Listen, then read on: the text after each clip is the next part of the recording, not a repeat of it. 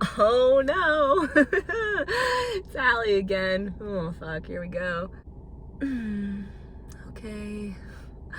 This is a difficult one here on Be the Change or Stop Complaining, your weekly fucking dose of fucking health podcast. Oh no. I'm your host. You already knew that. What's my name? It's Allie Banks. We knew that too. And on today's episode, we're going to try very hard to articulate the message that I'm trying to get across. And that message is cue intro. So be the change. And if you don't want to be the change, you're not ready to be the change, then stop complaining.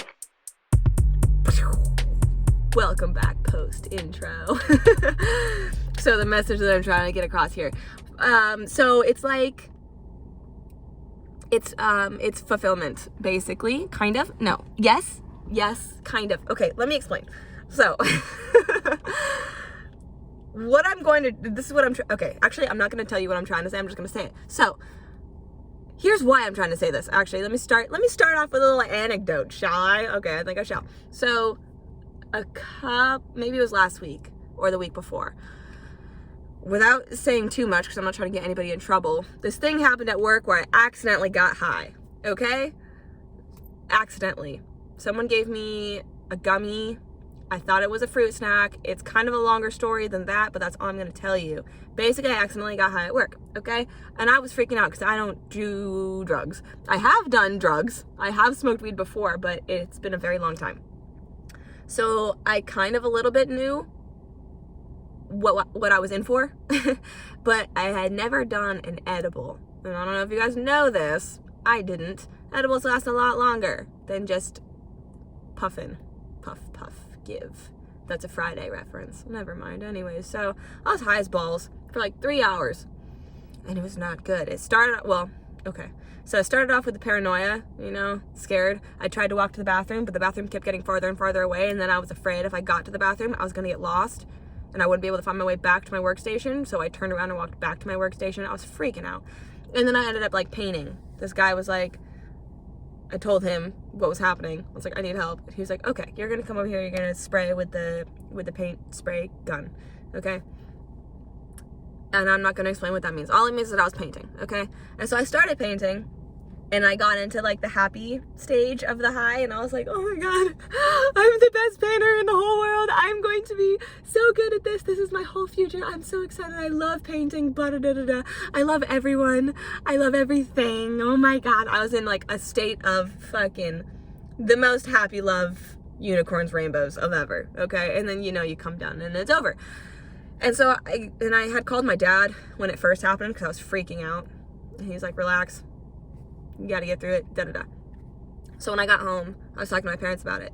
And I was telling them, both of my parents are retired drug addicts, okay? They had, my dad, you heard that episode. My mom, very similar story. So they don't do drugs. They don't drink, they don't do drugs, nothing. 25 years sober, both of them. So I'm talking to them, and I'm telling them, I'm having a problem because I really liked it. I didn't like it initially with the whole paranoia part, but then once it started getting, happy fun time phase of the high, I loved it, and I want to feel like that all the time, but I don't want to do drugs. And my mom, the very best mom of all of the moms, literally, and that's not a subjective opinion, that's objective, it's a fact, don't try to argue with me, okay? So the best mom ever was like, Allie, you can feel like that all the time, but you don't need drugs to do it. And then we got into this whole conversation, one of the many amazing, philosophical, brilliant conversations that we have. And we were talking about how highs, whether it's weed or it's LSD or it's mushrooms, all of these drugs that put you into a state of euphoria and, open your mind and all that shit, they're all just kind of they're a shortcut to enlightenment. And they're a shortcut to these feelings that you can feel with just your mind and practice and meditation and doing it sober, doing it without these drugs that are going to help you accomplish this thing. They're just shortcuts. And if you're taking a shortcut, then you're not actually fucking achieving anything. The drug is doing it for you. So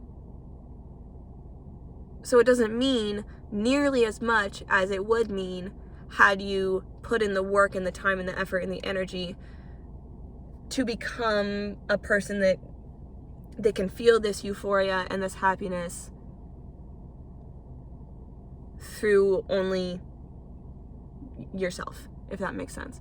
And we got into that discussion and I was like, dude, yeah, I love that. It makes sense. And there's a lot of other things that you can equate that to. It's not just drugs and achieving enlightenment or whatever, but it's also, you know, it can totally be translated into health and fitness and, you know, nutrition and all of that stuff. Like, you can't take a shortcut. There are no shortcuts. You can't, the magic pill in that fucking magazine, in the impulse section, it doesn't actually work. It doesn't work. You have to work hard to lose 25 pounds. You have to work hard to see the changes that you want to see in your life. But that's okay. If anything, that's ideal, because you know that stupid cliche quote, like, it's not about the destination, it's about the journey, that thing? That shit's true, guys. Because without the journey and the process, which are not synonyms, by the way, journey and process, not synonyms. The journey is a part of the process, okay? Two different things. I would just like to clarify that. Without that process, and without having to go through the lows and to go through the frustration of trying to get this thing and not being good at it initially and having to work until you are good at it and work until you do lose that 25 pounds, working towards whatever. Without the working part, the thing that you accomplish is not as significant had you not had to work for it. Like, the red light therapy thing. That's so fucking stupid. The red light therapy thing that I talked about on that one episode. No, you cannot just sit in a fucking chamber and relax while this magic fucking thing makes you toned and lose all your body fat. That is not how it works. And why would you want it to work that way? Because part of a fitness journey or a health journey or whatever you want to fucking call it, part of that journey is the mental part. Like, yes, the destination of a fitness journey is like losing weight, right? Or gaining muscle or whatever your goal is. The end of that journey is that. But through that journey and through that process, you're also gaining that mental strength and that determination and learning how to commit to something and learning how to push through obstacles. You are training your mind at the same time that you're training your body. And without that mind training, you're not developing into the person that you want to be. So if that like magic pill actually worked, if you took the magic pill that was going to make you lose 25 pounds, imagine if that actually worked. Imagine if you actually took this pill and like, pew, oh my God, I lost 25 pounds. Like, so what? So what? Did you accomplish anything? You can't brag about that. You can't feel good about that. You cannot be proud about that because you didn't do anything. You took a pill. That's not awesome. That doesn't make you awesome. What makes you awesome is that you woke up every fucking day at 5 o'clock in the morning and went to the gym before work. You meal prepped every weekend. You took time out of your life to focus on you. You made it a priority and you stuck to it and you committed to it and you fucking did it. That is the awesome part of a fitness journey. Not actually that you lost weight. Like, yeah, that part's cool too. But the cooler part is that you became a fucking person that had the will and the drive to accomplish that thing. That's what makes it awesome. You know? And you know what else is totally a fucking cop-out and a shortcut to a fitness journey or something like that? Like the whole, the magic pill is like one thing. Yeah, okay. But another total shortcut that people seem to be using right now is the body acceptance movement. Okay, don't get prickled because I'm gonna say it. here it is. The body acceptance movement is a total fucking cop-out, because what that should actually be intended for is for the things that you can't change about yourself. Like, I don't like this little hump in my nose right here. I don't like that, but I accept it about myself. Body acceptance. Or like if you have a scar and you accept the scar, that's body acceptance. But deciding instead of, you know, working out and losing weight, you just decide to say, oh no, I love my body exactly the way it is. That's a cop-out. That's an excuse to not have to work hard. Saying that you love yourself even though you are overweight and unhealthy is an excuse. And it's a shortcut to self-love and appreciation of your body. The body acceptance movement of being overweight and obese and unhealthy and at risk for diabetes and heart disease and joint pains and, you know, like the toll that the body acceptance movement is taking on your body, I don't care if you go to the doctor and they tell you like, oh, your cholesterol levels are great and your blood pressure is great and all that shit, even though you're overweight. What about your fucking knees? How are your knees doing with all that extra weight on your body? How are your hips doing? You know what I mean? You are hurting your body by not taking care of it and instead just saying that you love your body exactly the way it is. Now, let me also say, you should love your body exactly the way that it is, even if you are overweight. Even if you are at the very beginning of your fitness journey and you're overweight, you should still love the fuck out of yourself, no matter what. No matter how you look, no matter how much weight you have that you're trying to lose, you should love your body throughout the entire journey. You should love your body exactly the way it is, no matter how it looks or no matter how far or not far you are on your journey. You should always love yourself completely and wholly and absolutely. But you should not tell yourself that you love yourself and then not do any work. You shouldn't be like, oh no, you know, I'm good right here. I love my body just the way it is. No! Your body is suffering.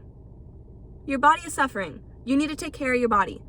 You need to have accountability. Take responsibility. The body acceptance movement is such a great idea. It really is. It's a great mentality and it's very fucking important. It is very fucking important because they have a whole lot of lack of self-love because they want to look like the Instagram models and the influencers and all that shit, and they feel like they're not good enough, they're not adequate enough, and that's bullshit. You should never feel like that. But you also should not be content and be okay with being unhealthy. That's how I feel about the body acceptance movement. I think that you should love yourself always, and by loving yourself, show your body that you love yourself. Show your body that you love it by taking care of it. Don't just put a fucking label on it and be like, yeah, I love myself. Look at all my rolls. Oh yeah, baby, I love me. And then not do anything to help your body be healthy and feel good. That's fucked up. And that's not the way to do it.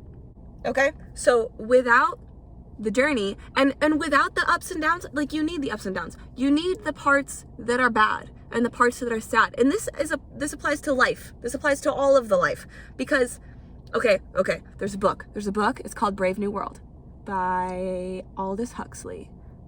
Okay, it's called Brave New World.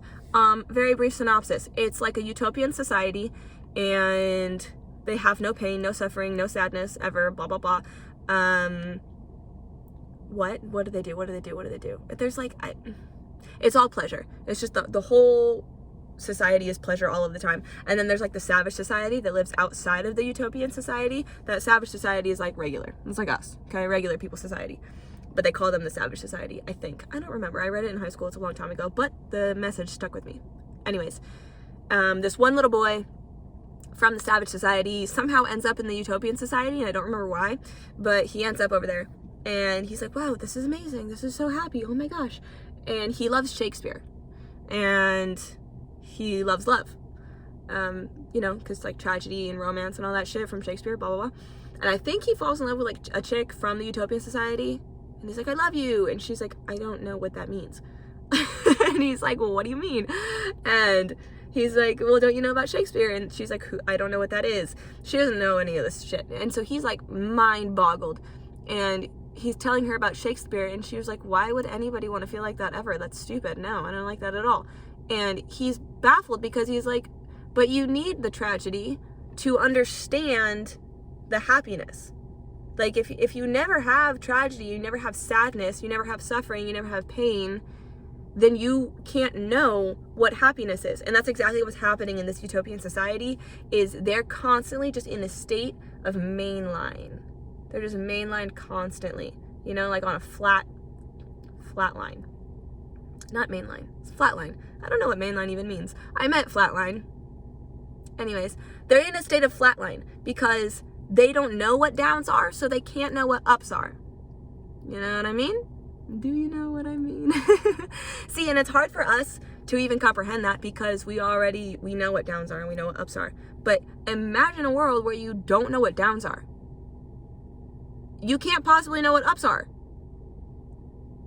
Because if you've never been sad, you don't know what it's like to be happy. Does that make sense? Yes. Yes, it fucking does. Okay? So, that's my whole point a little bit. It's like going, it's okay, you're on a roller coaster and you're going up this really steep incline, up, and you're so excited and you're chugging along and you're like, oh my god, I can't wait for the big drop, it's gonna be so fun, oh my goodness. And you get all the way to the top and then it's just a flat line and you just go straight. There's no down, there's not even an up, it's just a straight line and you get to the end and the ride stops. Okay, it's like that. It's like that. There's no satisfaction in accomplishing a goal that you didn't work hard to achieve. And that was kind of something that this my history teacher in high school, Coach Collins, he was the football coach, but also the history teacher. Whatever. And one time he was like telling us, he was always full of motivational quotes, but he said, hard isn't bad. Hard work isn't bad. When something is hard, that doesn't mean it's bad. Hard and bad are not synonyms. And I was like, fuck, Coach Colin, you're right. You're fucking right. He's always right. I wonder where he is now. I don't think he's still at that high school. Anyways, but he's right. Hard is not bad. Hard is the best thing ever. Because without the hard thing, what the fuck does it mean that you accomplished anything? If it wasn't hard, then it wasn't worth it. In my opinion. But this entire fucking podcast is my opinion. Give or take some of the facts that I give you guys. But yeah, that's kind of my point here. You know? Am I saying anything important? I don't know. Point being, though, without the downs, you won't even know what the ups are. So, why not? Why not choose an insanely hard goal and work your ass off to achieve the goal?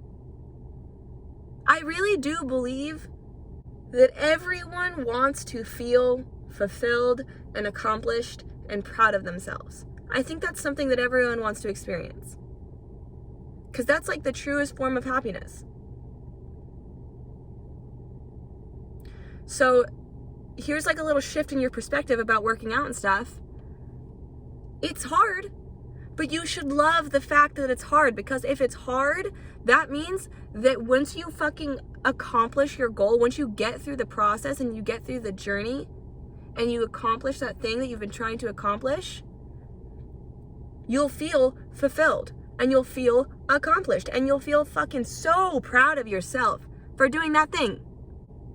Like the first time that magic pill works, it will probably be sick. But then after that, you're not, like, you took that pill and you lost those 25 pounds, congratulations. But you're not the type of person that would lose 25 pounds.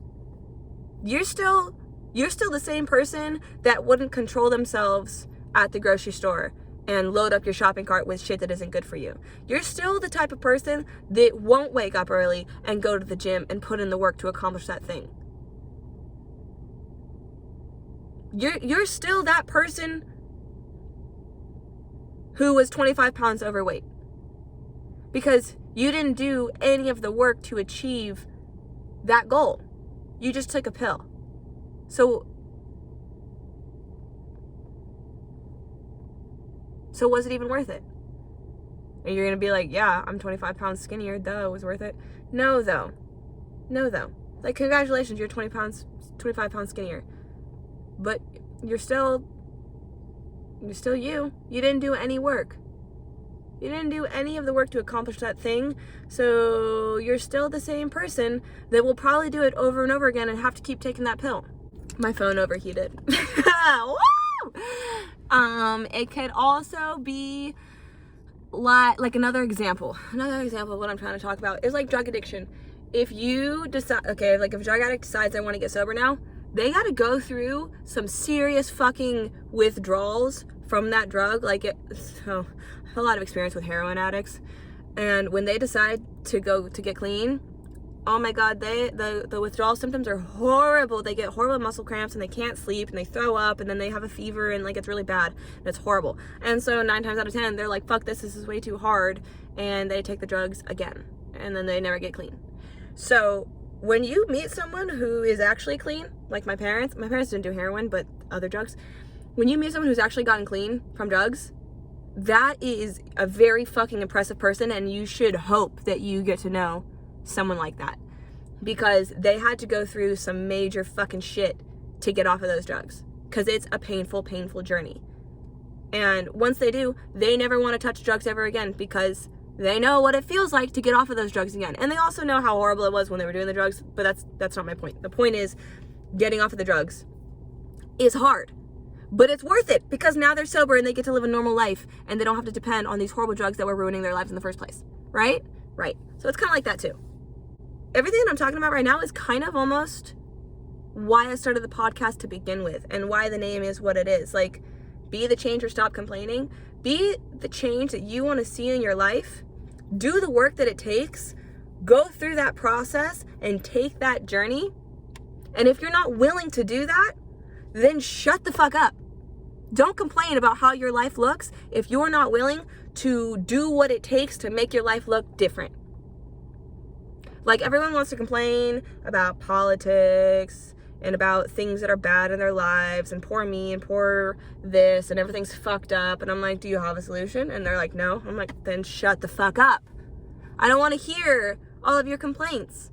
I don't want to hear why your life sucks. I don't want to hear about how you're fat. Oh, you're fat? Go on a diet. Go to the gym. Do the work. Go through the process. Enjoy the fucking journey, and then lose the weight. Oh, no, you don't want to do that? Okay, then shut the fuck up. You know what I mean? I hope you know what I mean. I hope you're on the same wavelength. This is the BTC wavelength. You better get on it. Jump on, because we're having a great time. Well, what the fuck is the point of this life if not to accomplish things with what little time you have here on the floating rock? The floating rock, just spins and it spins and it spins, and then it spins around a bigger thing, and then the whole thing spins around a bigger thing, and we don't know how far that goes. It's probably infinite, and that's a little bit terrifying, and that is why we are specks. So, what the fuck do you want to do with your, like, half of a millisecond time on the floating rock? What do you want to do with it? You want everything to be easy? That's so boring. So boring. I don't know, guys. I asked my mom to be on this episode with me because she's so much better at articulating things. She was an English teacher and she's a writer, so she's very, very good with her words. And I wanted her to be on this one because she could probably articulate it a lot better, and she wouldn't be on it because she's like, this is your thing and you've been doing so good and blah blah blah blah blah. So she wouldn't be on this episode with me. But I think I'm gonna convince her to get on another episode, because everything that she says is right all of the time, and so I want you guys to experience my mom. Okay, maybe this made sense, maybe it didn't, I don't know. I think you guys could accomplish anything that you want to accomplish as long as you work hard for it, and I think that you should enjoy the hard work. Enjoy it and be so proud of yourself for accomplishing anything. Anything and everything. As long as it is a positive accomplishment in your life. And be proud of yourself for it, because it's awesome to accomplish things, and it makes you feel good about yourself. I'm at the lake again because the chickens in my front yard are very loud, so I come to the lake instead. And that's what I have to say today. Okay, I'm gonna stop fucking droning on and on and on and on and on and on. Oh my god, I'm so annoying. The link, linktr.e/BTC fit. You already know the link, I don't care. I love you. Leave reviews on Apple Podcasts, please, and thank you. Okay, happy Tuesday. And I will see you next week.